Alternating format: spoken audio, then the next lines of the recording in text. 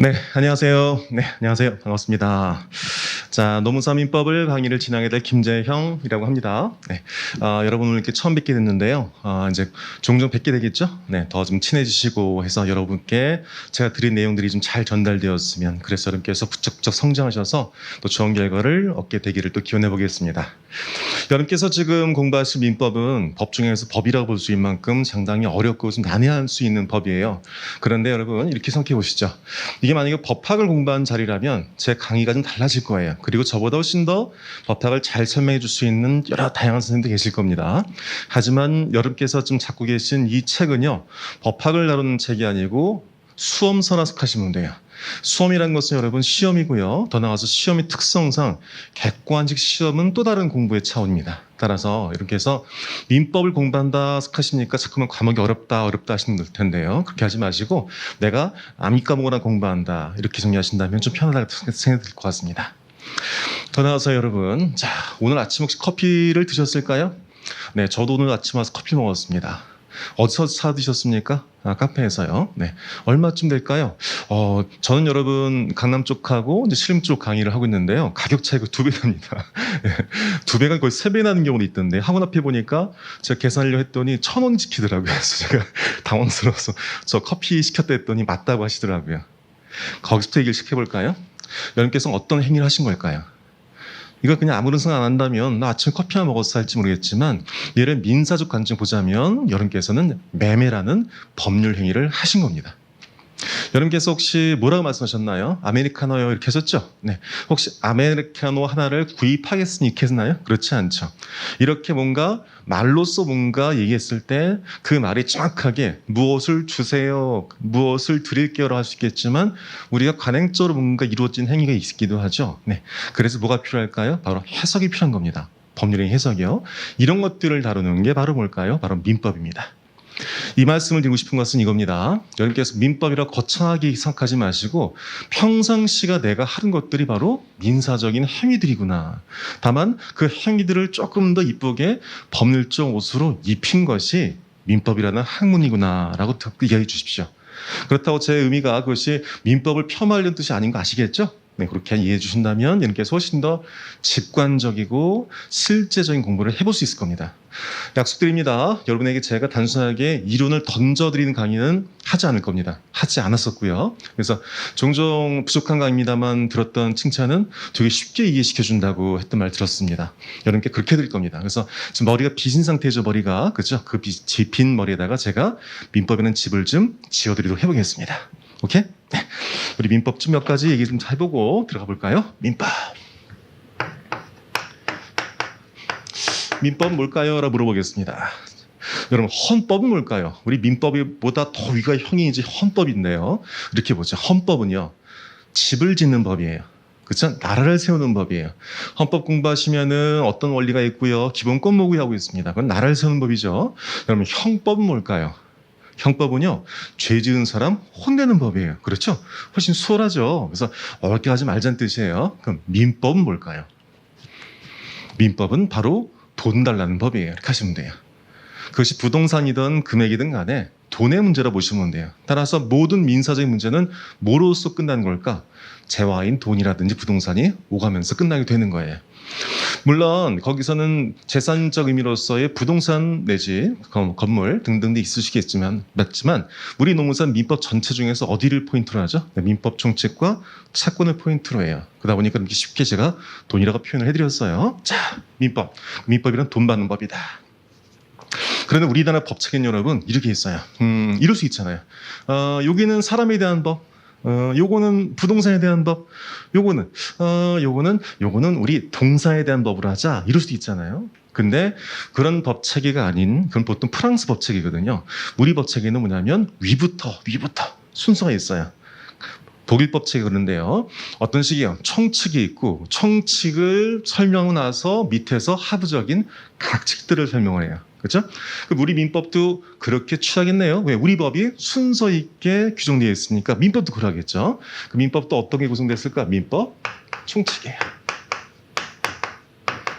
이 민법 총칙에서는 민법 전반적인 내용들을 다루겠죠, 여러분. 그런 다음에 두 번째는요. 돈 중에 하나인 건물, 땅, 이건 물건법이에요.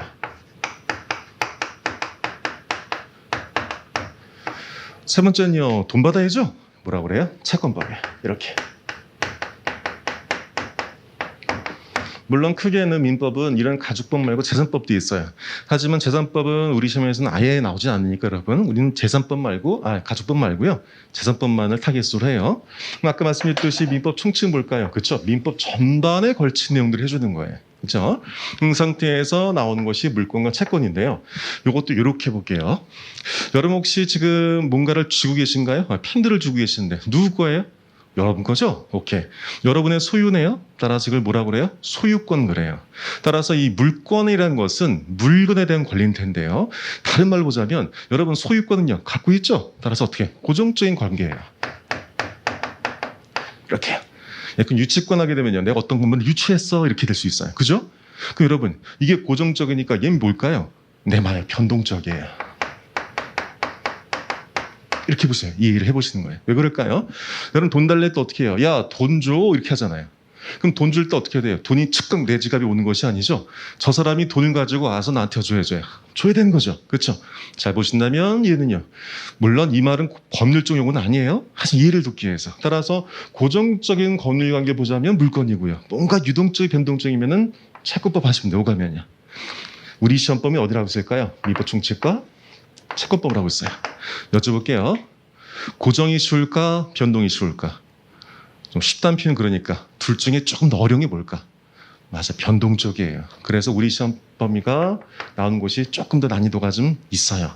그래서 이렇게 해서 공부의 난이도가 우리가 다른 시험 비해서는 문제가 출제되는 숫자는 적어요. 뭐 25개 나오니까. 근데 공부 양인 만만치는 않을 수 있다는 게 여러분께서 첫 번째 드실 생각 같아요. 자, 그러면요. 우리 민법 얘기 나왔었으니까 민법 총칙이라는 것은 그 전체 민법적 내용을 다룬다면서요. 네. 그럼 도대체 어떤 것들을 민법 총칙 다룰까를 하신다면 이럴 수 있겠네요. 우리가 민사적으로 경험할 수 있는 것들을 보고 다루겠네요. 그죠? 민사적으로 경험한 것들을요. 다시 한번 해볼게요. 이제 오늘 아침 여러분께서 한번 사셨던 커피 이 관계를 떠올려볼게요.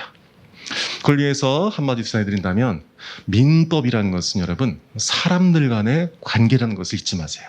민법은 사람들 간의 관계예요. 그럼 사람들은 무엇과 누가 있을까요, 여러분? 당사자와 제3자가 있어요. 여러분 사랑도 있잖아요. 사랑도 둘이서 사랑하고 헤어진 것은 뭐 큰 문제 없는데요. 꼭 누가 끼면요, 제3자가 끼면 문제되는 겁니다. 그렇지 않습니까? 법률 관계도 마찬가지예요. 당사자끼리 지지고 볶으면 괜찮을 텐데요. 당사자가 아닌 제3자가 꼈기 때문에 힘들어지는 거예요. 따라서 님께서는 민법이라는 것은 뭐라고? 바로 사람들에 대한 얘기다. 사람 간의 얘기다. 이 사람이란 것은 무엇과 있다? 당사자하고 누가 있다? 제3자. 얘를 한 번쯤 생각해 보세요. 아마 이런 말들은 다른 민법 강의 들으시면 듣지 못하실 내용들이실 거예요. 보통은 이렇게 쭉 책부터 읽어가죠. 하지만 말씀드렸죠? 여러분 머릿속에 뭘 세워드릴 거라고? 제가 집 세워드릴 거라고. 그리고 오늘 직접 책을 보기 전에 한 드릴 한 20-30분 동안 이 내용이 얼마큼 여러분에게 도움될지는 제가 약속드리는데 지나면 아실 거예요. 초반에 단계 기본을 탄탄히 다지면 집이 쉽게 올라갈 수 있죠? 바로 그 작업들 해야 될 거예요. 미리 말씀드린다면 민법이 왜 힘드냐면 여러분 이름은 쉽잖아요. 예컨대요. 어느 학문이든 간에 해야 될 얘기가 있잖아요. 그럼 1, 2, 3, 4, 5라고 쳐요. 그럼 우리 민법책도 각 분야마다 1, 2, 3, 4, 5 예컨대 1번이 의의고 2번이 대상이고 세 번째가 종류고 등등을 칩시다. 그럼 어느 파트든 간에 그냥 1, 2, 3, 4 써주면 해볼만 해요. 근데 희한해요. 어떤 파트는 2, 3만 써 있고요. 어떤 파트는 1, 5만 써야 되는 거예요. 그러니까 들쭉날쭉해 보이는 거예요. 그 이유는 왜 그럴까? 민법이라는 것은 전체 민사관계, 사람관계 중에서 그 모든 것들을 다 서술한 것이 아니고 그 중에서 특히 중요한 것들만 예외적으로 서술해서 그래요. 그 무슨 말일까? 기본 틀이 없이 글을 보게 되면 뭐만 보게 돼요? 예외적인 말만 보게 돼요. 그럼 어떤 일이 생길까? 전체를 이해를 못하고 더 나아가서 암기도 안 되는 거예요. 예컨대 외계인이 두통약 해설서를 본다 칩시다. 머리가 지끈지끈 아프고 온도가 38도면 이 약 드세요. 외계인이요. 그 외계인 입장에선 우리의 머리를 이해할 수 있을까? 못할 거예요. 우리의 몸을 알아야지만이 두통도 이해할 수 있죠. 근데 우리 민법이라는 것은 민사적으로 발생된 분쟁만 서술해놨으니까 전반적인 정상적인 언급이 없는 거예요. 따라서 그 틀이 없으면 자꾸만 안 보이게 되는 거예요. 그 틀이 바로 지금부터 그려드릴 그림일 거예요. 어려운 거 아니에요. 사람을 떠올리라고 했어요. 그렇죠? 당사를 떠올리라고요. 그 당사 몇 명이요? 3명 떠올리세요. 첫 번째는 각, 두 번째는 을, 세 번째는 명, 이런 식으로. 요 둘은 뭘까요? 맞아요. 당사자예요. 이 누굴까요? 제3자예요. 여러분께서는 공동체를 살고 계시죠? 공동체 살고 있다면 여러분 두 가지를 신경 쓰셔야 돼요. 뭘까요? 나의 권리도 중요하지만 모두 중요해요. 공동체의 이익도 중요한 거예요. 따라서 나의 권리, 당사자 이익은 어딜까요? 바로 이거예요. 이들 간의 이익도 중요한 거예요. 하지만 이 병은 누굴까요? 이들에 낀 제3자죠. 따라서 공동체적인 법질서 중요한 거예요. 보통 그럴 때 뭐라 불러요? 거래안정이라고 보통 부르죠. 다 들으실 거예요. 근데 이것들을 이런 틀이 없이 듣게 되면은 갑자기 이게 왜 나오지? 왜 제3자가 중요한지 민법에서 이룰 수가 있어요. 따라 민법이라는 것은 나와 우리의 권리라는 거니까. 나는 뭘까? 나. 개인, 법률, 행위자 내지는 당사자. 그치? 우리가 중요할 수 있고 누가 중요할 수 있어? 제3자들이 중요할 수 있다. 이렇게 생각하신다면 될 거예요. 그래서 민법이라는 것은 사람들 간의 얘기다. 사람들은 누구다? 당사자와 제3자다. 그래서 이 그림을 가지고 제가 앞으로 설명해 드릴 텐데 그럼 여러분께서 한 번쯤요. 이렇게 생각해 보신다면 이럴 수 있을 것 같아요. 그럼 이 세 명에서 존재하게 된다면요. 민법은요. 이제 뒤에서 정리를 한번 해보겠습니다만 이렇게 될 수 있어요. 이 세 명이 등장했죠. 그럼 몇 명 관계예요? 3명 관계죠. 그럼 민법은 이 세 개의 관계를 서술하는 거예요. 여기 하나, 여기 둘, 세 번째 어딜까요? 여긴 거예요. 이렇게 되는 거예요. 따라 사람이 3명 등장하니까 민법은 어딜 얘기할까? 이 세 가지 언급하는 거예요. 그런데 이런 자세한 설명이 없이 그 서술되는 거예요. 더 나아가서 말씀드렸지만 항상 1, 2, 3을 서술해주면 좋을 텐데 어느 파트는 일이 별로 중요하지 않은 거야. 앞에 설명했지. 그럼 어떻게 해야 돼? 걔는 없이 곧장 뭐로 설명해요? 이만 설명하는 거예요. 그 책이 어떻게 보여요? 들쭉날쭉 보였던 거죠. 그럼 저는 앞으로 뭘 해드릴까? 이만 나오더라도 뭘 보여드릴까? 전체 그림을 통해서 얘들을 보여드릴 거예요. 그럼 훨씬 더 책이 독해가 소홀히 읽힐 수 있도록 되실 거예요. 그것들을 해드려 볼게요. 네. 그래서 아까도 말씀드렸지만 민법이라는 것은 몇 가지로서 특징될 수 있는데요. 사람에 대한 당사자에 대한 이야기를 나누고 있잖아요. 네, 근데 기술책에 몇 가지는 독특한 것이 있어요. 첫 번째 뭐냐면 예외 기술이에요. 그건 왜 그럴까? 이렇게 보시면 돼요. 여러분께서 돈을 내시고 물건을 살 수 있어요? 너무 당연한 소리라고 생각하시죠? 하지만 그랬던 역사도 얼마 안 돼요. 소유권을 존중해주고 사적 자치를 인정해줬던 역사 얼마 안 되는 뜻이에요. 그렇죠? 우리 민법은요. 소유권을 존중해주고 사적 자치를 인정해주고 있어요. 그러니까 어떻게 해야 돼요? 소유권은 니네 거야 라는 원칙을 쓸 필요 있을까 없을까? 없는 거예요. 그러니까 뭐만 적혀져 있어요? 예의만 적혀져 있죠. 그러다 보니까 어때요? 우리 입장에서는 예의 외에는 보다 보니까 뭐가 없으면 전체 틀이 안 보이면 연결이 안 됐던 거예요. 제가 뭐 해드릴까요 여러분? 바로 그걸 시켜드릴 거예요. 여러분 공부할 때 이해가 중요해야 이해가 중요하다는 말씀 드렸죠? 그럼 여쭤볼게요. 왜 이해가 중요할까요? 왜 이해가 중요하세요 여러분? 그렇죠. 한 번도 이해가 왜 중요한지는 들어본 적이 없죠. 공부할 때는 이해가 중요합니다 시켰지만 여러분 어떤 사람이 이해가 안 됐죠? 이해가 되죠? 그럼 어떻게 해야 돼요? 그 사람이 했던 일들이 뭐가 돼요? 연결이 되는 거예요. 그게 바로 이해하는 이유예요. 따라서 공부를 해서 이해를 도와드린다는 무슨 얘기냐면 각각이 뭐가 될 수 있도록 연결될수록 도와드릴 거예요. 그럼 뭐가 연결된 뜻일까? 그것은 뭐가? 목차가 연결될 거예요. 그 목차가 바로 책에 있는 로마字 1, 2, 3이 되는 거예요. 보통 법학 공부할 때 목차가 중요해요라는 말 들을 거예요. 그러니까 뭐만 봐요? 목차만 보던 거예요. 난 왜 안 될까? 그냥 암기해서 그래. 뭘 안 하고 이해를 안 해서 그래요. 그래서 오늘 저랑 뭘 경험하실 거예요? 각각의 개별적인 이 목차들이 이해를 통해서 뭐가 될 수 있도록 연결될 수 있도록 정해 드릴 거예요. 되셨죠? 네.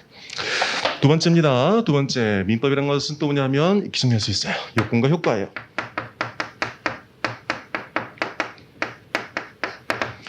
민법이라는 것은요. 이거예요. 맞아. 네가 요건을 갖추면 뭘 해줄게? 너에게 이런 일정한 효과를 줄게 문제예요. 그러면 우리 법에선 이쁘게 요건, 효과라 써있지 않더라도 이 책에 각각은 뭐가 있다는 뜻이에요? 요건과 효과가 있다는 뜻이겠죠. 그렇죠? 요건과 효과야. 따라서 이 각각의 내용 중에서 어디가 요건이고 어디가 효과인지를 판별해 보시고 각각의 요건과 효과가 바로 시험 나오는 포인트 되는 거예요. 그래서 그것들을 정리를 좀 시켜드릴 거예요. 그래서 예외 기술이고 요건과 효과죠. 이거 정리드리고요. 세 번째까지 해볼게요. 세 번째. 우리 민법은 여러분 1118개의 조문으로 되어 있어요. 그치? 법이란 것은 조문을 공부하는 거겠죠. 그럼 쌤 시험에 조문이 나오나요? 그렇죠. 객관식은 우리 시험은 조문이 나오는 거예요. 그죠? 자, 조문에서 이렇게 펼쳐지는 거예요. 여러분, 이조 판사라고 해볼까요? 이조 판사.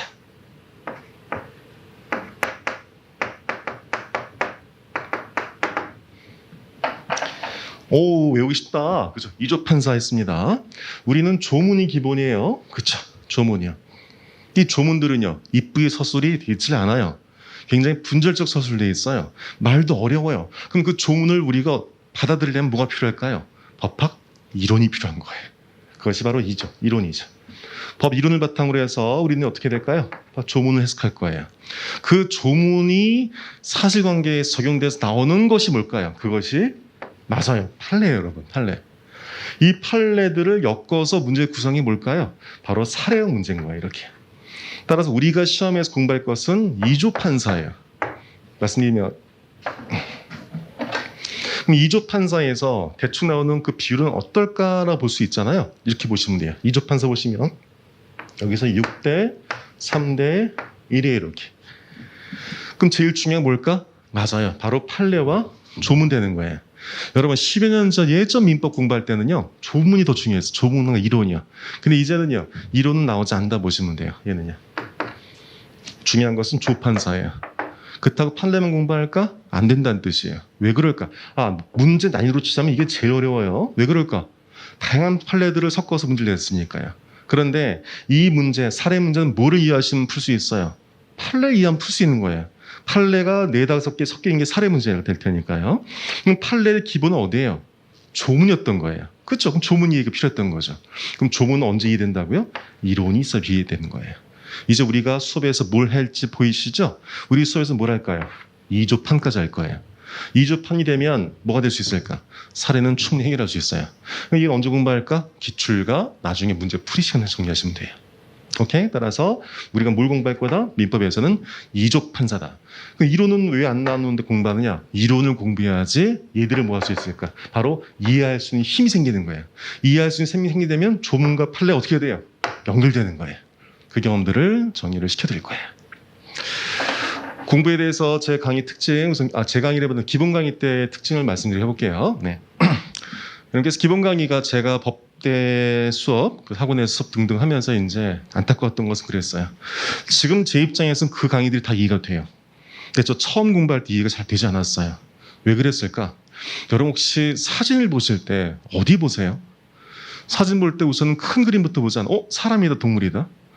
우리가 사진 볼 때 저 왼쪽 상단부터 훑어오지는 않죠. 마치 프린트 찍듯이. 근데 왜 강의는 그렇게 이루어질까요? 이게 제 안타까움이었던 것 같아요. 저 그림이 앞으로 내가 강아지 한 마리를 그릴 거야. 이런 상태에서 스케치하게 되면 충분히 이해할 것을 어떤 그림인지 모르고 그리니까 처음 보게 되면 이걸 뭘 그리는 거지? 이렇게 강의를 듣게 돼요. 그런 답답함을 없애드리도록 제가 노력을 해볼까 해요. 두 번째 말씀드려요. 그러다 보니까 이제요. 몇 가지에 대해서 말씀드린다면 여러분께서는 지금 기본 강의에서 거꾸로요. 제가 이해를 도와드릴 텐데요. 이렇게 하시면 돼요. 이해를 암기하려고 하지 마세요, 여러분. 그건 제가 믿으시고요. 암기가 안 돼도 자연스럽게 해드릴 거예요, 제가. 근데 억지로 할 필요가 없어요. 어차피 이 책은 우리가 앞으로 적어도 5번에서 10번 왔다 갔다 보시게 될 거예요. 여러분 이렇게 보시면 돼요. 해외여행 갑니다.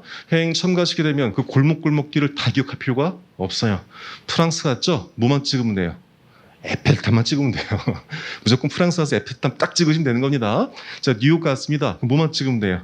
마여 자유여신상 찍으시면 되는 겁니다. 그런 다음에 두 번째 여행은 우리 한번 자유여신상과 에펠탑 근처 걸어보시죠. 이렇게 공부를 시켜드릴 거예요, 여러분. 단순하게 그냥 이론 전달드릴 때 외우라 하지 않으실 테니까 여러분께서는 제가 이끌어드린 대로 슬렁슬렁 저 이야기 속에 들어오시면 되겠다라고 말씀을 드릴 수 있겠네요. 되셨죠? 네, 대략적으로 제가 말씀드려본 것 같습니다. 자, 제가 지워볼 거예요. 네.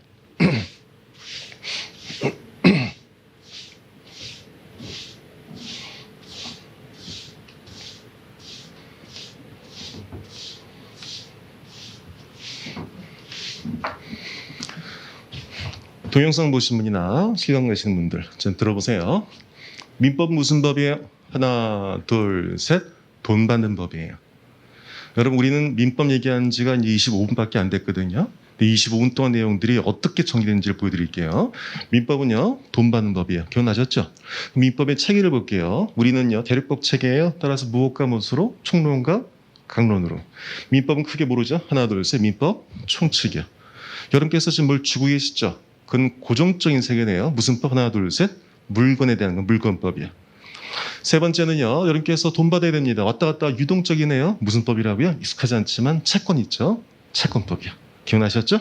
민법 뭐라고? 돈 받는 법이라고. 이 돈 받는 법은 차기가 민법 총칙과 그다음에는 고정적인 물건법과 유동적인 채권법. 되셨죠? 물 받는 법이라고요? 땅을 받거나 돈 받거나. 됐죠? 이 민법 총칙입니다. 이 민법은 무슨 간의 관계라고요? 하나, 둘, 셋. 사람 간의 관계라고요. 사람은 누구랑 누구? 당사자와 제3자. 영어 한문으로 갑, 을, 병 나왔어요. 그럼 3명 나왔으니까 몇 명 관계? 하나, 둘, 셋. 3명 관계. 따라서 갑을, 병이 각각 할 수 있는 권리와 의무 얘기를 다뤄주면 되겠네요. 왜? 민법이라는 것은 사법 간의 권리 관계를 말한 거니까요. 마치 커피 한 잔을 우리 사 먹을 때도 권리 의무가 오간 것처럼요. 따라서 그들의 권리 의무를 다루는 것이 바로 민법이다. 민법 서술은 왜 힘들까? 하나, 둘, 셋. 이런 3명 관계 중에서 중요한 내용들만 서술해 두니까. 따라서 우린 뭘 해드릴 거다? 전체 틀을 잡아드릴 것이다. 말씀을 드렸어요. 그렇죠? 그러면서 민법에 대해서 몇 가지 말씀드렸죠. 특성들이요. 기억나실까요? 첫 번째는 하나, 둘, 셋. 예외의 학문이다. 따라서 전체 리걸 마인드에 필요한 것은 이쁜 그림들을 정상을 말해주고 나서 예의를 서술한 것이 아니고 예의만 서술해 놓다 보니까 리걸 마인드 없으면은 따박따박 끊어져 읽히더라. 끊어져 읽힐 때 필요한 것이 하나, 둘, 셋. 이해다. 왜? 이해의 궁극적 목표는 하나, 둘, 셋. 서로 다른 것들의 뭐니까? 연결이니까.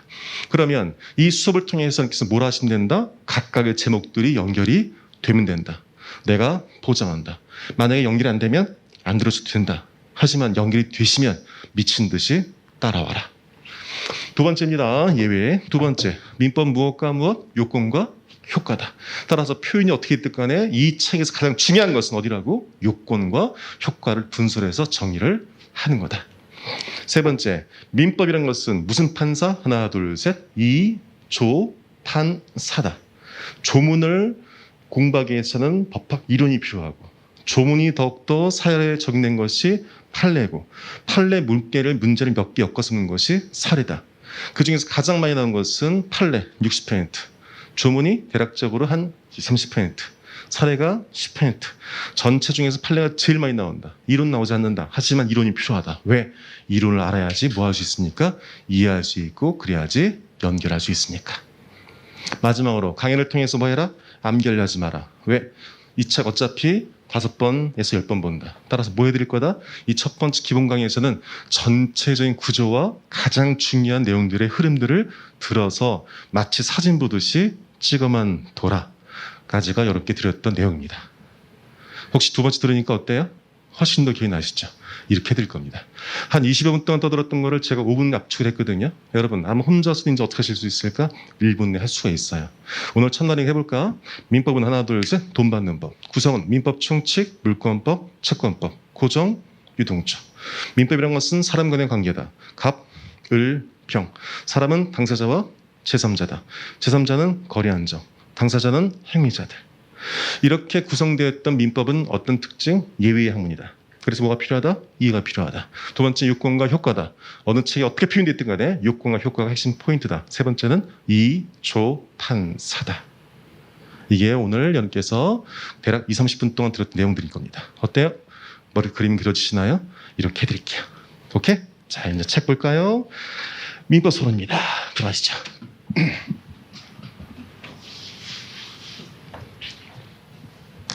우선 우리가 민법을 좀 봐야죠. 그렇죠? 어떤 친구야? 이렇게요.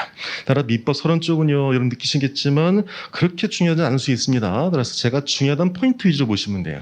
이렇게 보시면 돼요. 여러분께서는 우선은 예습 위주로 하실 됩니다. 공부는 항상 예습 위주로 하셔야 돼요. 그리고 오늘 이번부터 우리 커리 자체가 하루에 이제 민법을 6시간 이상 공부를 해야 되거든요. 그래서 오전에 오시면 조금 일찍 오셔서 앞에 거를 쭉 어떻게 보신 거냐면 이렇게 보신 겁니다. 읽는 말씀드릴게요. 이 페이지는 보세요. 이 페이지 보셨죠? 자, 이제 제가 이것도 말씀드리죠. 제가 여러분에게 강의를 하면서 조금 좋게 또 두는 얘기가 전 단순하게 그냥 설명드리지 않고 어떻게 공부하는지를 알려드려요. 그것도 알려드려 볼게요. 이 페이지 보세요. 자, 3초 드릴게요. 3, 2, 1. 저 좀 보세요. 동영상 보신 분도 3초만 드립니다. 저 좀 보세요. 오케이? 오늘이 며칠이죠? 오늘이 15일이 15일이 아니 며칠? 15일이 아닌가요? 맞아요? 네. 저 좀 보세요. 네. 제가 날짜를 정말 몰랐거나 아니면 이렇게 한 이유가 있겠죠. 아마 이 작은 에피소드를 통해서 잠깐 머리가 환기됐을 겁니다. 밑에 보지 마세요. 방금 3초 동안 뭐 읽었습니까? 맞아요. 뭐 말씀 주시겠지만 잘 기억나지 않죠. 이거예요, 여러분. 3초란 짧은 시간에도 기억나게 해드릴게요. 근데 지금은 3초 동안 아마 민법 서론, 민법 의, 실질, 모임 이렇게 읽으셨을 거예요, 그죠? 네. 그러다가 3초 내에 뚝뚝 떴는데 갑자기 날짜 물어보고 하니까 까먹었을 거예요. 하지만 제가 이제 앞으로 오더를 드릴 겁니다. 항상 제목과 목차를 보시는 거예요. 여기 민법의 의의가 제목이죠. 목차 제일 큰 게 로마자 1과 2죠. 무엇과 무엇이요? 실질과 형식이죠. 이해되셨나요? 다시 3초 드려요. 시작. 하나, 둘, 셋. 저 좀 볼까요? 이 페이지는 뭐에 대해 서술되어 있습니까? 하나, 둘, 셋. 민법의 의의요. 그 민법은 무엇과 무엇입니까? 형식과 실질 이렇게 하신 거예요. 어때요? 3초 동안 누구는 그냥 의미 읽고 있을 때 우리는 어떻게 해야 돼요? 목차를 이렇게 볼 수가 있게 된 거죠. 자, 이제 여러분 3페이지 보실 거예요. 3페이지.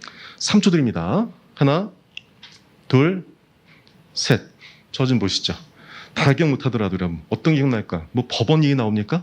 무엇과 무엇이 있었어요? 성문과 불문. 그렇지, 이렇게 하신다는 거예요. 어때? 벌써 그림이 큰 그림 그려지시죠? 이렇게 정리해 가시는 거예요. 이러시면 한결 머릿속에 남는 게 있어요. 근데 이걸 만약 강의 첫날부터 자, 법원입니다. 법원의 의의 말씀하시죠. 법원의 수입니다. 기억 안 나요, 여러분. 오케이? 이렇게 정리해 드릴게요. 자, 이제 공부를 해볼 테니까 여러분께서 이스파할 때 어떻게 하시는지 알겠죠?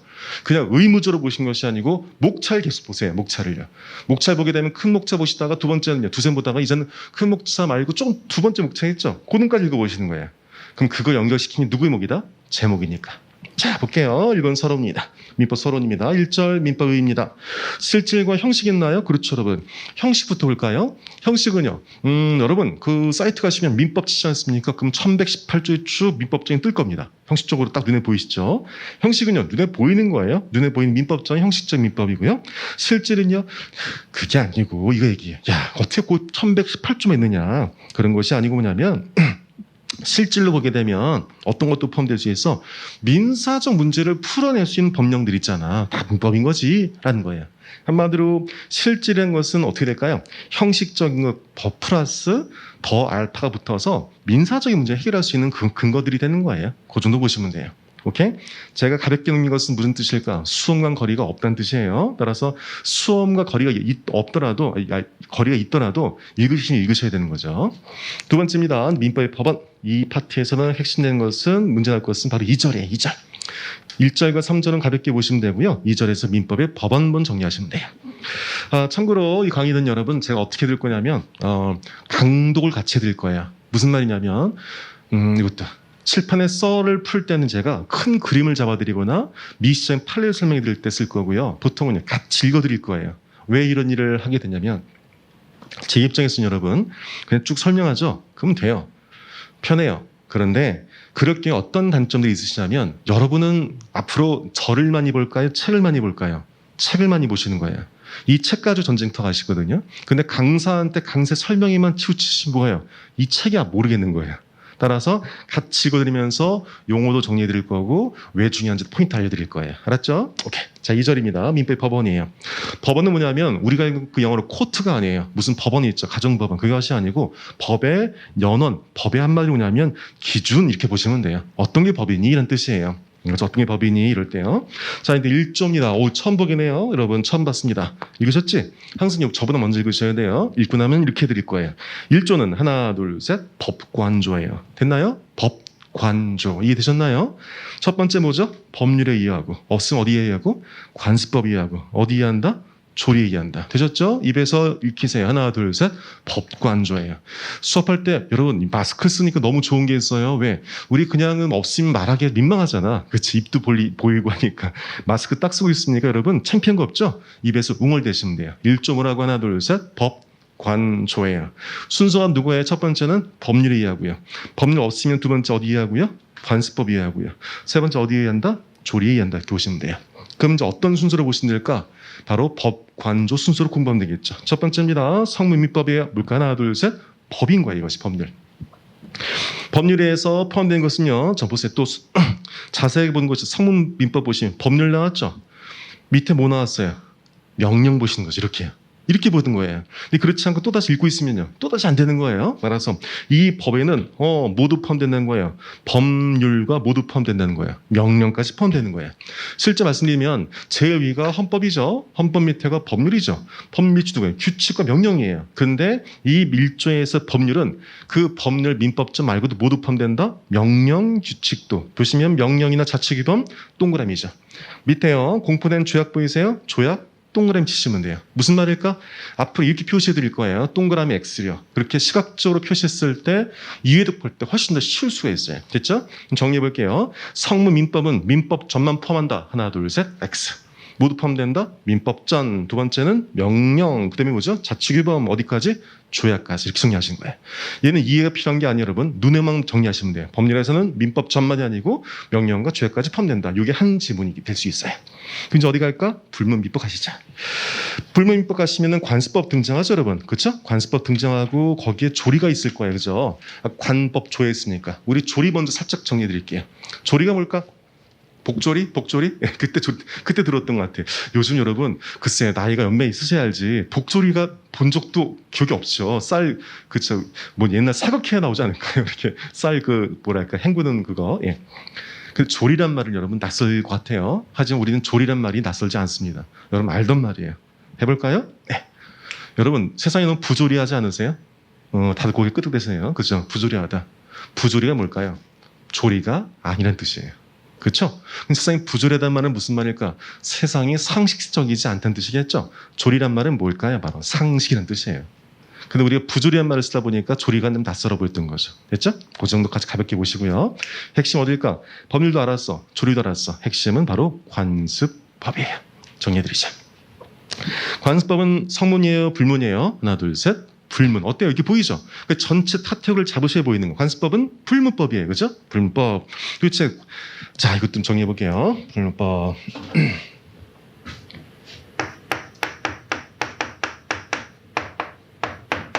쉬운 듯 어려운 질문 드릴게요. 그럼 관습법은 법일까요? 아닐까요? 하나, 둘, 셋. 여기에 대한 답을 드리기 전에 이렇게 해보죠. 저는 여러분 사과를 되게 좋아해요. 예. 여기 맛없는 사과가 있어요.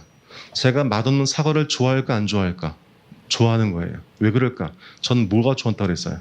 사과를 좋아한다고 그랬어요. 됐죠? 여쭤볼게요. 맛없는 사과도 뭐예요? 하나, 둘, 셋. 사과죠. 다시 볼게요. 관습법은 법이에요? 아니에요? 하나, 둘, 셋. 그렇죠. 이해를 빠르시네요. 이렇게 이해시켜드리겠다고요.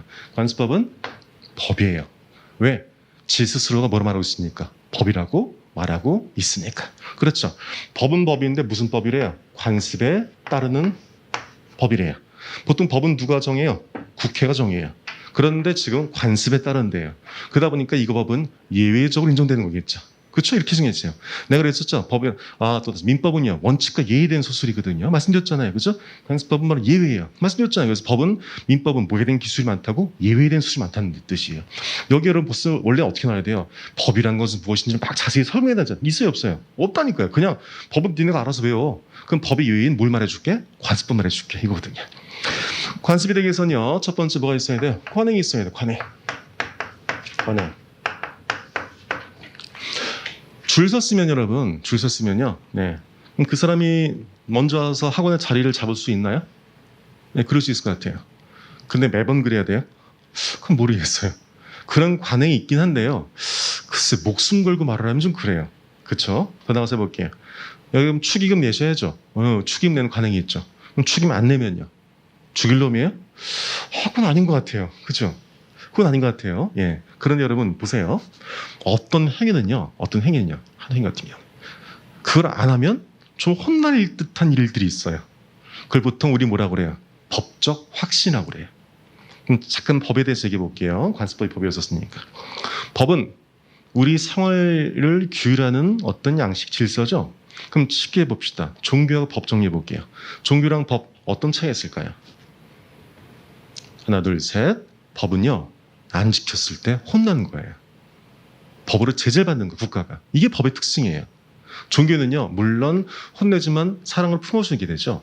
종교에서 야 너 앞으로 무슨 푸시업 100번을 이러진 않잖아요. 근데 법이란 것을 안 지키면 혼나는 거예요. 법적 제재가 따르는 거예요. 그렇죠? 그걸 보통 뭐라 그래요? 야 이거 하나만 안 돼. 다른 말로 법적 확신이라고 그래요. 됐죠?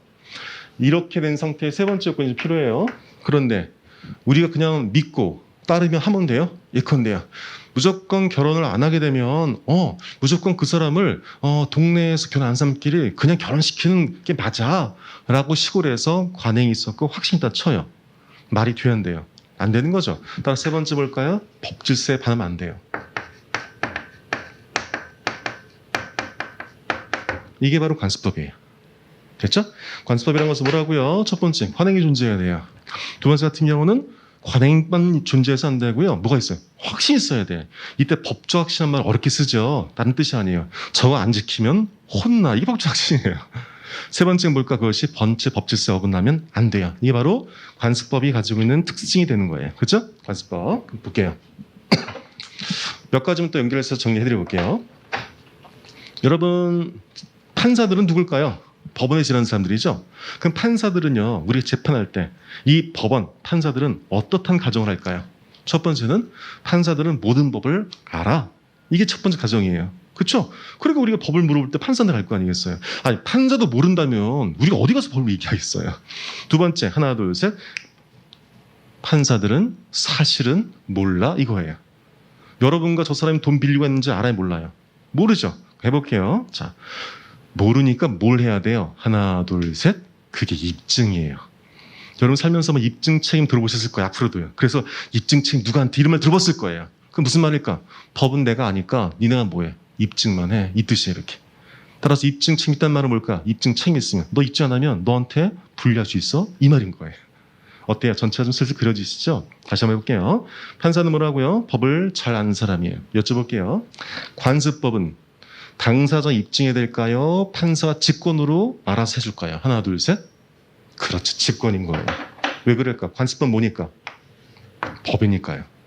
따라서 이 관습법 같은 경우는 누가 당사자가 이런 법이 있어요가 아니고 법원이 어떻게 준다고요? 직권으로 판단해 주는 거예요. 그 왜 이런 판단이 필요할까요? 성법 법이 있을 거 아니야. 관습법은 실제 책에 적혀 있는 게 아니잖아. 그러니까 어떻게 누군가 인정해 줘야 절차 필요하겠죠? 따라서 바로 이렇게 되는 거예요. 됐죠? 여기까지가 관습에서 되게 중요한 말이 되는 거예요. 왜 이런지 말씀드려볼게요. 관습에서 4페이지 보시면 성립요건, 이전 어렵대요, 여러분. 성립요건 바라보세요. 성립요건만 그 밑에 판례 맞지만 복잡하게 생각하지 마세요. 저만 따라하세요. 성립요건 첫 번째 하나 둘 셋 관행이 있을 것. 두 번째 뭘까? 법적 확신이 있을 것. 세 번째 뭘까? 전체 법질서 위반하지 아니할 것. 자, 시간 10초 드릴게요. 이 판례 밑에 있죠? 여기서 한번 찾아보세요. 그 찾아보신 다음에 거기만 밑줄만 가볍게 치세요. 그 단어에만. 찾았나요? 4페이지? 됐죠? 어때요? 훨씬 쉽죠? 그 판례 보시면 판례 박스 안에 관습법이라는 사회에 겉된 관행 밑줄 쳤죠. 중에서 법적 확신 밑줄 쳤죠. 밑에 법질서 위반하지 않을 것. 여기까지요. 이 세 가지가 뭐예요? 앞으로 수험에서 이렇게서 공부하실 파트고 이게 시험 나오는 거예요. 이해됐나요? 무슨 말인지? 이렇게 정리하시는 거예요. 오케이. 그럼 이제 성립 요건은 이제 파악이 되셨죠? 이것만 되시면 됐죠. 성립 시기는 언제든 성립되는 거예요. 법이란 것은 뭐라고요? 판사가 알아야지만 그때 아는 거예요? 아니죠. 법이란 것은 법적 확신을 취득할 때 언제? 국민들이 관행과 이때 아는 거지. 판사가 내가 이제 알았네. 판사 기준이 아니에요. 따라서 성립 시기는 언제예요? 법적 확신을 취득할 때. 됐죠? 효력과 우열이에요. 효력과 우열. 제일 밑에 줄에 보시면 무슨 효력이에요? 보충적 효력 나왔죠. 여기 밑줄 치는 거예요. 여러분 또 이해시켜 드릴게요. 다시 한번 민법 1조는 뭐라고? 관, 법, 조라고. 제일 첫 번째 누가? 법률이. 없을 땐 누가? 관습법이. 마지막도 없으면 누가? 조리예요. 따라서 관습법은 성문법보다 동생이에요, 형이에요? 동생이죠. 따라 무슨 효력설? 하나, 둘, 셋. 보충적 효력인 뜻이에요. 이 말은 무슨 말일까? 1차가 아니고 2차적 쓰인다는 뜻이죠. 됐죠? 네. 자, 사실인 관습과의 말씀드려볼게요. 우리 민법은 106조에 여러분 사실인 관습이라는 표현을 써요. 이건 정말 중요하지 않아요. 우리 시험에서는. 아니, 중요하지 않다는 게 이걸 이해할 필요는 없어요. 다만 객관식만 준비하시면 돼요. 표 좀 보실게요. 종종 객관식 나와요. 우리 민법은 1조에서 관습법이라는 관습이라는 말을 쓰고 106조에서 사실인 관습이라는 말을 써요. 됐죠? 이렇게 나왔기 때문에 이 둘이 관계를 막 물어본다는 말이죠. 어려울 거 없어요. 여쭤볼게요. 사실인 관습은 법일까요? 아닐까요? 너무 잘했어요. 법이 아닌 거예요. 관습, 법이죠. 사실인 관습인 거예요. 해볼게요. 관습법은 하나, 둘, 셋, 법이죠. 사실인 관습은 뭐에 불과한 거예요? 사실에 불과한 거예요. 근데 둘이 뭔가 비슷한 게 있으니까 써놨겠죠? 이 관습법은 세 가지 요건이 같이 해졌지만 이 사실인 관습은 뭐가 없는 거예요? 법적 확신이 없는 거예요. 이렇게 쉽게 이렇게 정리하시면 돼요. 어떤 관행이 온 국민들이 다 알 정도야. 그럼 관습이 되는 거야. 근데 어떤 관행이 그냥 그 동네에서만 조금 쓰이는 거야. 사실인 관습하시면 돼. 됐지? 쉽게. 따라서 관습법이라는 것은 법이고 사실인 관습은 사실이니까 입증 책임 보세요. 관습법은 누가 입증해요? 하나, 둘, 셋. 당사자가 입증한 것이 아니고 법원이 알아서 해줘야. 반면 사실인 관습은 사실이라면서요. 따라서 누가 입증해야 돼요? 당사자가 입증하는 거예요. 그럼 이게 어디 쓰이는 거예요? 관습법은 법으로 쓰이는 거예요. 재판 규칙으로서. 사실인 관습은 뭐냐면 이 둘 사이에서 어떤 행위를 한 거예요. 야, 니네 왜 이런 행위했냐? 아니 보통은 결혼식장 가서 축의금 내면 그냥 밥 먹으면 되잖아. 근데 제가 옛날에 지방에 한번 결혼식 갔는데요.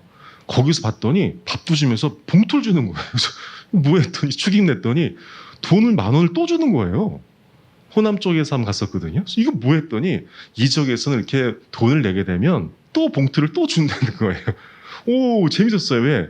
저는 몰랐었는데 여기서 쓴다네요. 사실은 관습이죠. 그래서 친다면 그런 행위를 무슨 역할을 해주는 거예요? 내가 이해해 줄 수 있는 역할을 해준 거죠. 오, 이런 게 있어. 따라서 당사자 같은 경우 뭐라는 거죠? 단순히 그 행위를 뭐한다? 해석을 해주는 해석 규범일 뿐인 거예요. 재판 근거가 아니고요. 다만 이해를 도와주는 한 단계라는 뜻이에요. 되셨나요? 자, 여러분 이제 그 표를 좀 볼게요. 이제 어때요? 이 복잡했던 표가 설명 드리니까 얼추 그려져요. 그렇죠? 관습법과 관습인 사실인 관습 어떤 차이 난다? 법적 확신이 있고 없고야. 입증은 관습법이 입증할 필요 없어. 법원이 알아서 해줘. 사실인 관습은 니네가 입증해야 돼. 이런 뜻이죠. 관습법은 뭐랑 똑같아? 법이랑 똑같아. 사실인 관습은 해석의 기준이야. 이렇게 정의하시는 거예요. 되셨나요? 이렇게 정리하세요. 자, 로마자 이 나왔죠, 여러분? 조리 나왔죠, 조리. 말씀드렸죠? 조리 뭐라고, 여러분? 동그라미 치면 돼요. 조리는 뭐나? 법적인 법. 우리 지금 법원 공부하고 있어요. 법원 돼요. 판례는 어떻게 하시면 돼요? 판례는 X 치시면 돼요. 되셨나요? X. 그럼 다시 해볼게요, 여러분. 이제 어떻게 정리하신 거냐? 3페이지 가봐요. 3페이지. 제가 처음이니까 이 작업을 해드리는 건데요. 앞으로는 이 작업을 이렇게 사셔야 되는 거예요. 그죠? 그렇게 머리 탁 남는 거예요. 자, 민법 법원이야. 민법 법원. 뭐라고? 하나, 둘, 셋. 법, 관, 조. 법률은 뭐가 포함돼? 민법전, 명령규칙에다가 조약까지 포함돼. 관은 뭘까? 관습법이야. 관습법은 요건이 3개야. 관행이 있어야 되고, 두 번째는 확신, 세 번째는 법률에 반하면, 법에 반하면 안 돼. 이럴 경우는 내가 입증할 필요 없이 법원이 직권을 알아서 해줘. 비슷한 게 뭐가 있어? 사실인 관습인가 봐. 사실인 관습인가 법이 아닌 거야. 법이 아니니까 당사자가 입증해야 되는 해석 기준에 불과해. 되셨죠? 법관조예요. 조리. 조리는 법원이 된다 안 된다? 고민할 필요 없어요. 법조문 있어요. 조리가 법원에 된다. 문 안 돼요? 판례는 되지 않아요. 까지가 한 문제를 공부하신 거예요. 됐죠? 자, 한 3, 40분 지났는데 우리 이 민법 얘기용이 이 페이지가 좀 연결이 되시나요? 이러면 되는 거예요. 처음에서 낯설었던 이 내용들이 어디를 봐야 되고 어디를 공부할지 알면 이렇게 될 수 있으면 되는 거죠. 3절입니다. 민법의 기본 원칙이죠. 사적 자치 원칙 뭐 등등 있었는데요. 여기서 뭐만 기억하시면 돼요? 그냥 사적 자치의 원칙만 기억하시면 돼요. 아까 정리드렸죠? 민법 기준 뭐라고? 너희 거야. 니네가 알아서 계약해. 니네가 알아서 하고. 이 사적 자치 원칙에 대해서 이렇게 정리하시면 돼요. 사적 자치 원칙은 무엇과 무엇을 얘기하는 걸까? 바로 자율과 책임을 얘기하는 거예요. 그렇죠? 그럼 사적 자치 원칙은 자율과 책임이죠. 근데 말씀드렸잖아요. 우리 책은요. 민법책은요. 그럼 이렇게 정리해보죠.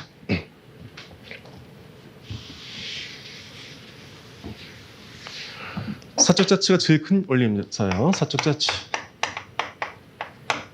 참 공부가 그렇더라고요. 솔직히 이 사적 자치를 객관식 묻지는 않아요. 너무너무 중요하니까. 근데 공부를 하면서 보니까 어느 순간 이걸 때 있죠. 와, 이게 왜 원리구나를 알게 되더라고요. 그게 참 그렇게 되더라고요. 근데 제가 미안 말씀드린다면 사적 자치란 것은 뭐냐고? 바로 자유와 책임이에요. 이렇게요. 자유, 책임이요. 됐죠? 그렇잖아. 우리가 니는 마음대로 해야 하는 뜻일까? 너에게 자유가 있지 못 있다는 뜻일까? 책임도 있어요. 그럼 잘 봐요. 잘 봐요. 그럼 민법은 뭐에 대해서 다루냐면 첫 번째 뭐냐면 이거예요. 만약에요. 그냥 자유만 존재해요. 그렇죠? 자유만 존재한다면 뭐에 대한 서술해 주면 돼요? 그 책임에 대해 서술해 주면 되는 거예요. 그래 첫 번째 뭘까? 어떤 행위에 대해서 넌 이런 책임이 있어. 이런 글이 써져 있게 되는 거 민법책이죠. 말씀드렸죠? 유익이 있어 없어요? 책에? 없는 거예요. 힘든 거죠. 두 번째 뭘까요? 뭘 것 같아요? 이 자유를 100% 보장할 수가 없을 때 있겠죠. 그럼 자유가 뭐 할 때가 있어요? 그렇지, 제한받을 수 있겠죠.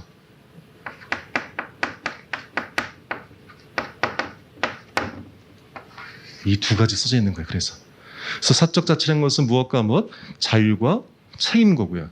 그러다 보니까 이 민법책은 뭐에 대해서? 자율과 책임이라는 기본 원칙은 안 써 있어요. 너무 당연하니까. 다만 너 자율적으로 뭐 했지? 뭐에 대해서? 책임이 따라 이거 해야 돼. 이게 첫 번째. 두 번째는 야 자유를 항상 인정될 수는 없어. 왜? 우리는 공동체 사니까. 따라서 그 자유 내가 제한할게. 그 제한은 반드시 법에는 서술되어 있었겠죠? 그렇게 서술되어 있는 거예요. 아마 이것들이 다시 말씀드리겠지만 제가 자랑 말씀인 것이 아니고 이런 말씀은 법 강의 들으시면서 못 들으실 내용들이실 거예요. 보통 그냥 법조문만 정의하거든요. 근데 공부를 하면서 이런 것들이 틀이 보이니까 이게 참 재밌어요. 틀을 보이니까 훨씬 더 잘 보인다 해야 될까? 그러니까 예컨대 뭐냐면 이런 모양인 거예요. 이렇게 써서 있고 이렇게 있다는 거예요. 이렇게 그렇죠? 이렇게요. 이렇게 차요. 이렇게 우리가 사학형 알게 되면 이 틀이 보이죠. 이렇게. 근데 사학형 모르게 되면 붕붕 보게 돼요. 잘 보이지 않아요. 그래서 님께서 그렇게 저를 통해서 틀을 좀 알아가시면 좋겠다는 생각이 들어요. 네. 자, 이제 권리 위반 이제부터 슬슬 중요한 것들 정리해 볼게요. 자, 1절입니다. 1절 항상 여러분 1절 보시면 제목 보시나 말씀드렸죠. 무슨 관계예요? 법률 관계예요. 됐죠? 법률 관계. 그럼 여쭤볼게요. 항상 여러분께서 보시게 되면은 이게 보세요. 맛있는 사과 하나 둘 셋. 반대쪽 맛없는 사과. 됐죠? 법률 관계 하나 둘 셋. 비법률 관계 이거예요. 됐나요? 세상은 여러분 법률 관계만 있어요? 그게 아니야. 여러분 아버지랑 엄마랑 법률 관계예요? 아버지가 엄마가 여러분께서 의무를 가지고 권리 가지고 너 안 하면 돈 갚아 이래요? 그러지 않죠. 세상은 법률 관계와 비법률 관계 있어요. 이제 볼게요. 됐죠? 로마자 이 호의 관계 있죠? 이 호의 관계 뭘까? 하나 둘 셋. 그렇지 이거예요 여러분. 이 말을 호의 관계 써놓으니까 글을 처음 본 사람들이 이게 뭔 소리 하잖아요. 비법률 관계. 또 말해서 세상은 법률 관계와 뭐가 있다? 비법률 관계가 있게 되는 거예요. 그럼 어떤 차이일까? 법률 관계는 뭐가 있다는 뜻일까? 권리와 뭐가 있어요? 의무가 있는 거고 비법률 관계는 권리와 의무가 없는 거예요. 오케이? 그럼 생각해 보세요. 시험에 호의 관계 나올까 안 나올까? 하나 둘 셋. 안 나오는 거예요. 왜? 우린 뭘 주목하는 공부니까? 법률 관계를 주목한 공부니까. 이제 시험에서 뭐가 나올지 안 나올지도 이제 구분이 되시나요? 따라서 여기는 어떻게 보시면 돼? 읽으시면 되는 거예요. 다만 권리 딱 보세요. 8페이지 보세요. 제목 제일 위에 뭐라고 써 있어요? 하나 둘 셋. 권리와 이제 되셨나요? 이게 연결되시죠? 다시 한번. 세상은 무엇과 무슨 관계? 법률 관계와 법률 관계가 한국 구성되어 있다. 법률 관계가 우리의 주 포인트다. 그럼 법률 관계라는 것은 뭐냐? 권리와 의무 관계다. 넘겼더니 뭐가 나왔어요? 권리와 의무가 나오게 된 거죠. 이렇게. 제가 아까 1교시 초반에 말씀드렸죠? 목차끼리 쭉쭉 연결시켜 드릴 수 있도록 말씀드릴 거라고요. 이걸 제가 그냥 목차별로만 얘기한 게 아니고 그 내용들을 하잖아요. 아마 공부하셨지만 뭐가 돼요? 기억이 안 나와요. 자, 권리와 의무입니다. 그럼 권리와 의무니까 무엇과 무엇을 공부하시면 돼요? 권리와 의무를 공부하시면 되는 거예요. 됐죠? 권리와 의무를 공부하시면 되는 거예요. 자, 권리 유형에 대해서 쭉 잠깐만. 권리와 의무의 의미 나왔고, 권리의 유형 나왔고, 권리. 의무는 별로 없어요? 없네요? 저에게 권리는 여러분의 뭐가 되는 거예요? 의무가 되는 거겠죠. 그렇죠? 따라서 권리와 의무는 서로 간에 대칭적이겠네요. 따라서 했던 말을 똑같이 권리에서 했던 말을 또 의무에 살 필요는 없을지 모르겠어요. 이제 좀 더 이해되시겠죠? 따라서 우리 포인트 뭐예요, 여러분? 권리 쪽 공부하시면 되는 거죠. 그럼 보세요. 이렇게 해서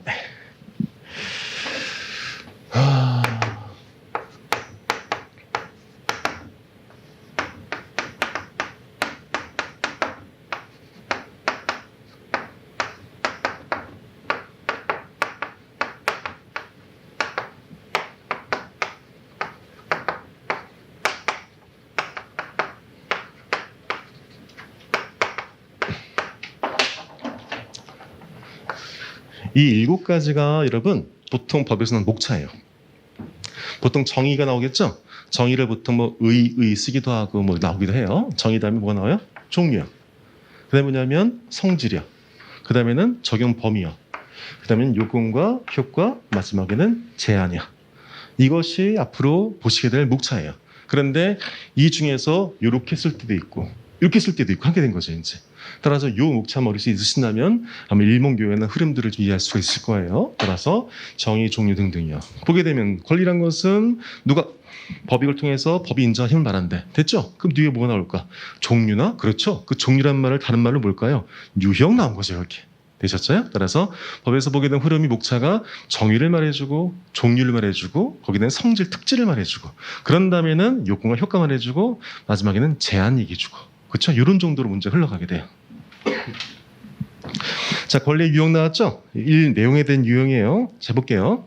재산권은 뭐에 대한 권리예요? 재산. 신분권은요? 신분. 사원권은요? 사원. 인격권은요? 인격. 끝 하면 돼요. 제가 농담으로 든 거 아닌 거 아시죠? 여긴 한마디로 요것만 들으시면 된다는 뜻이에요. 됐죠? 넘기세요. 9페이지예요. 장애에 대한 분류예요. 지배권? 지배에는 무슨 권이에요? 지배한 권리 이렇게 하시면 돼요. 웃자고 한 거 아니에요. 중요한 것은 청구권과 형성권 이렇게 볼게요. 청구권, 형성권 여러분 이것들은 어차피 뒤에서 보게 될 것들이에요. 다들. 다만 여기서는 객관식 용어로 종종 출제된 게 있어서 그걸 말씀드리기 위해서 청구권과 형성권 읽어보세요 한번. 청구권, 형성권의 정의를 읽어보세요.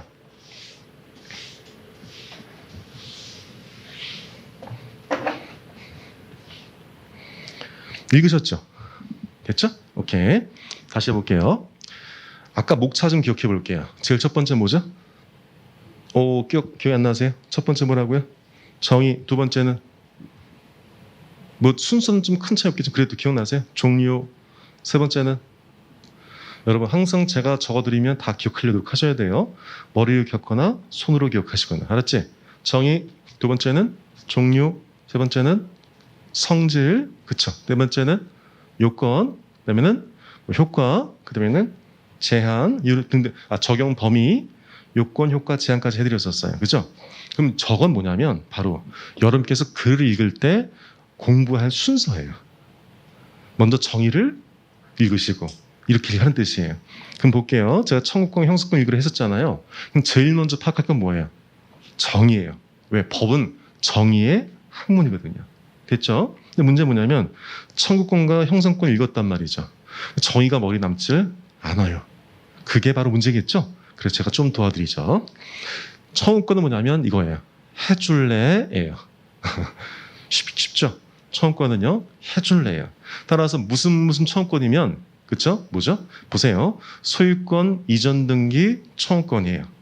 하나 둘 셋. 소유권 이전 등기를 하나 둘 셋 해줄래 이거예요. 되셨나요? 네. 형성권은요. 얘는 형이에요. 동생이 아니지. 형이지. 형은요. 동생한테 어떻게 해? 야 명령 조절 해. 이게 형성권이에요. 형성권은 형이 하는 거예요. 그렇죠? 유치하죠? 유치하죠, 여러분. 이런 게 좀 오래 갑니다. 네. 형성권 누가 한다고요? 해! 이거예요. 해볼게요. 형성권 대표적인 것이 해제권이에요. 그죠? 계약 끝내자는 거죠. 여쭤볼게요. 해제권은요, 형성권이래. 그러면, 야, 계약 끝내줄래요? 야, 계약 끝내요. 하나, 둘, 셋. 계약 끝내죠. 이렇게 정리하시는 거예요. 됐죠? 자, 여기 보시면은 뭐 동의권 나왔잖아. 동의권도 형성권이라면서요. 동의권. 그럼 동의해줄래요? 동의해요. 이제 아셨죠, 여러분? 이거예요. 정리해서 보자면 청구이라는 것은 청구의 다른 특정에 대해서 일정 행위를 요청하는 권리예요. 따라서 나한테 돈 좀 줄래? 나 이것 좀 해줄래? 이게 청구권이에요. 그러면 형성권은 뭐냐면 일방적 의사 표시만으로 법률관계가 형성되는 거예요. 야, 끝내. 야, 맺어. 야, 변동해.를 한마디로 해주는 것이 형성권이 되는 거예요. 이제 개념 파악되셨죠? 따라서 청구권은요, 해줄래? 형성권은요, 해를 붙이시면 훨씬 더 쉬워질 거예요. 그런데 문제는 뭐냐면 이거예요. 청구권은 무슨 청구권, 형성권은 무슨 형성권 써주면 좋을 텐데 그게 약간 혼용되는 거예요. 정의하시면 된다면 보통 청구권이라는 말 붙으면 90%는 청구권이에요. 근데 청구권 붙어 있는데 불구하고 뜻은 형성권일 때 있어요. 그렇죠? 더 나아가서 어떤 것들은요, 형성권, 청구권은 말이 안 붙어 있어요. 아, 이게 형성권, 청구권이야? 요 놈들이 있단 말이죠. 따라서 우리는요, 예외적인 것들만 정리하시면 되겠죠? 형성권. 청구권보다는 어때요? 형성권이 더 위험해요? 청구권이 위험해요? 청구권은 오간 서로가 대칭 정의하면 형성권은 위에서 그냥 한마디 하는 거잖아요. 그래서 형성권이 더욱더 위험해요. 그래서 형성권은 우리가 좀 따로 정의하시면 돼요.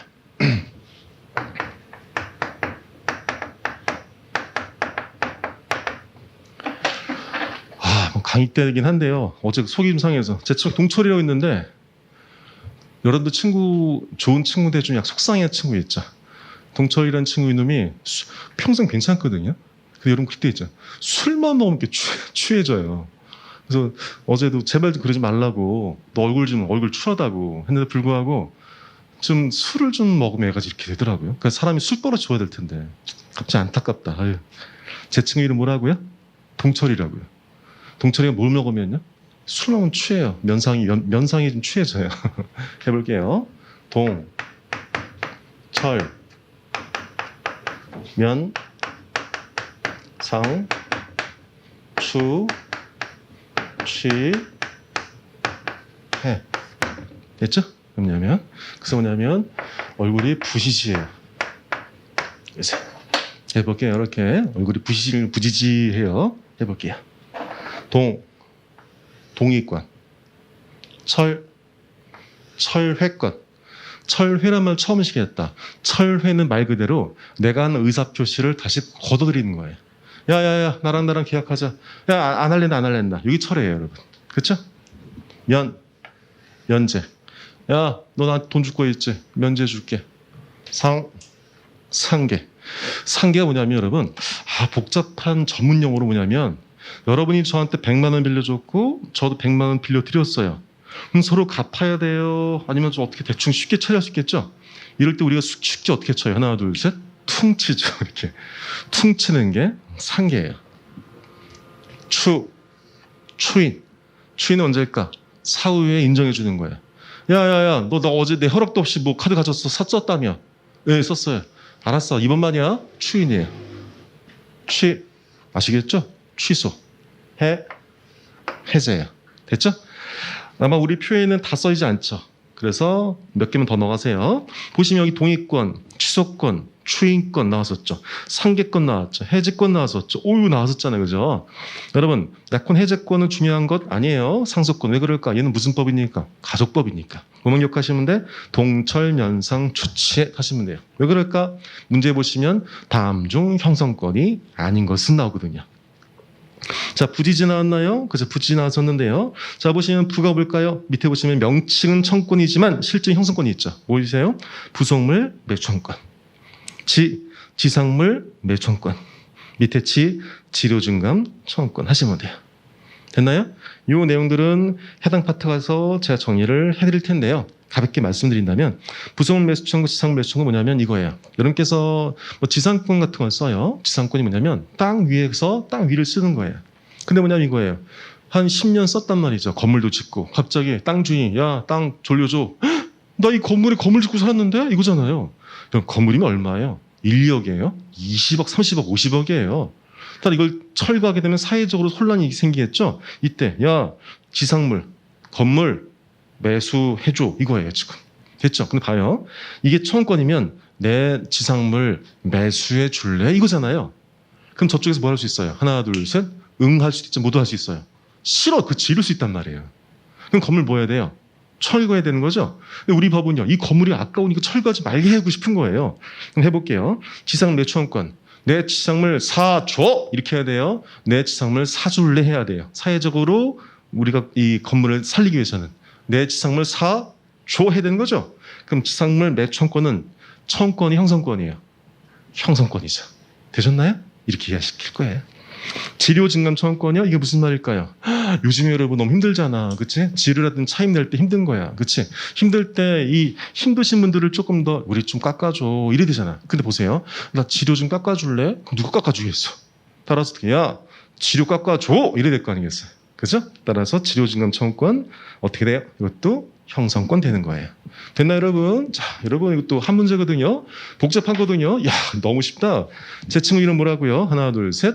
동철이라고요. 동철이 뭐라고? 동철 면상이 추해. 왜? 취했더니.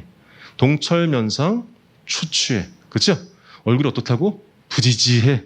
부시시하다는 게 아니고 부지지해. 됐죠? 동의. 철회. 면제. 상계. 추인, 취소, 해제. 잘은 모르겠지만 뭐 부속물 매수 청구, 지상물 매수 청구, 지료증감 청구권. 이들이 뭐다? 이것들은 바로 형성권이다가 정리했어요.